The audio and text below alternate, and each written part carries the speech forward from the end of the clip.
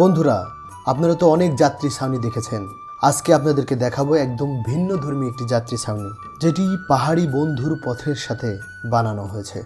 দেখতে সাধারণ একটি যাত্রী ছাউনি হলেও এর মাঝে অসাধারণ কিছু জিনিস লুকিয়ে রয়েছে। এই যাত্রী ছাউনিটি বানিয়েছেন একজন গরিব অটো চালক, যার দিন আনতে পান্তা ফোরায়। চলুন দেখে আসি এই অসাধারণ একটি যাত্রী ছাউনিটি এবং জানার চেষ্টা করি কেনই বা এই যাত্রী ছাউনিটি অসাধারণ একটি যাত্রী ছাউনি।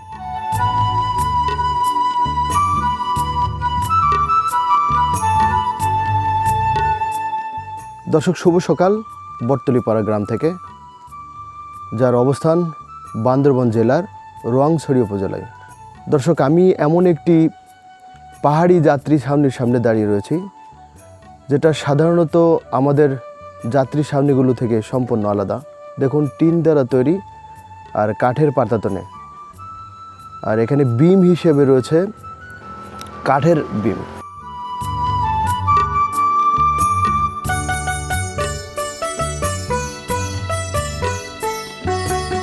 এটার বিশেষত হচ্ছে পথচারীরা পথে পথে হাঁটতে হাঁটতে যখন ক্লান্ত হয়ে যাবে তখন একটু এখানে বসে জিরিয়ে নিতে পারবে। সামনে রয়েছে ব্যাকং নিম্ন মাধ্যমিক বিদ্যালয়, বটতলি গ্রাম, উপজেলা রোয়াংছড়ি, জেলা বান্দরবান পার্বত্য জেলা। এর পাশেই এই যাত্রী ছাউনিটি করা হয়েছে। সাধারণত আমাদের যে যাত্রী ছাউনিগুলো থাকে তার থেকে আলাদা এই জন্য বলছি, এটা পাহাড়ি একটা যাত্রী ছাউনি। আগে একসময় মানুষ দীর্ঘ পথ হাঁটতে হাঁটতে ক্লান্ত হয়ে যেত, ঠিক তখন একটু জিরিয়ে নেওয়ার জন্য এরকম গাছের তলায় একটু বসতো। এরকম কোনো জায়গা থাকলে সেখানে বসে জিরিয়ে নিত। আর যদি সেখানে ক্লান্ত হয়ে বসে পিপাসা অনুভব করত, অর্থাৎ পানি খাওয়ার প্রয়োজন বোধ করত, তাহলে এখানে এসে রাখা কলস বা মাটির পাতিলে রাখা পানি খেয়ে তৃপ্ত করতো নিজেকে। এখানে দুইটি মাটির পাতিল রাখা হয়েছে, গ্লাস রাখা হয়েছে। এখান থেকে আপনি ক্লান্ত হওয়ার পরে পানি নিয়ে খেতে পারবেন। সিস্টেমটা একটু দেখাই। এই যে এখানে ভিতরে পানি রয়েছে, এই ঢাকনা দিয়ে ঢেকে রাখা হয়েছে যেন ময়লা না পড়ে।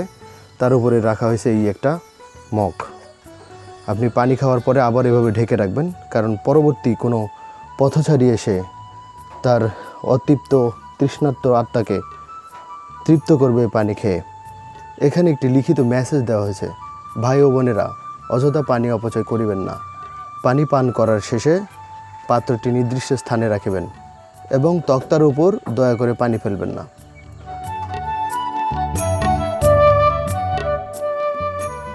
তক্তা বলতে এই কাঠের যে পাটাতনটা যার উপরে এই পাতিলটা রাখা হয়েছে তাকে বোঝানো হয়েছে। আর যদি এই যাত্রী ছাউনির শৈলীটা দেখাই, তাহলে আপনি দেখতে পাবেন যে এখানে কাঠ বাঁশের ব্যবহার করা হয়েছে। এখানে কিছু ইতিহাস দেওয়া হয়েছে। এই ইতিহাসে মারমা ভাষা দিয়ে কিছু লেখা আছে, যেটা আমরা বুঝতে পারবো না, কিন্তু আমরা এই দিকে একটু দেখার চেষ্টা করি, কারণ এখানে বাংলা ভাষায় লেখা আছে, আমরা কিছু বুঝতে পারবো। এখানে 2023 খ্রিস্টাব্দ, রোয়াংছড়ি বাজারপাড়া, মংমেও ও সহধর্মিণী উ রইন নো কোমরা উমরাই ইয়াই পুত্র উকং রোয়াংছড়ি নোয়াপাড়া। এখানে এইভাবে কলস রেখে যেত অনেকেই, পানি রেখে যেত, পথচারীরা যেন এখানে এসে খেয়ে তৃষ্ণা নিবারণ করতে পারে। কিন্তু আমি যে নামগুলো পড়লাম আবারও পড়তে চাই না, কারণ এই নামটা আমার কাছে উচ্চারণ করা খুব কঠিন লেগেছে। উনি একজন পেশায় টমটম চালক, মানে অটো রিক্সা, যেটাকে ব্যাটারি চালিত রিক্সা বলি। উনি মূলত ওনার উপার্জিত টাকা থেকে এই যাত্রী ছাউনিটা এভাবে তৈরি করে দিয়েছেন। হয়তো এটা দেখে আমাদের মনে হতে পারে এখানে কি এমন খরচ করা হয়েছে, কিন্তু না দর্শক, একজন পাহাড়ির কাছে এই একটা স্থাপনা তৈরি করে বিশাল ব্যাপার, তাও আবার একজন অটো চালক।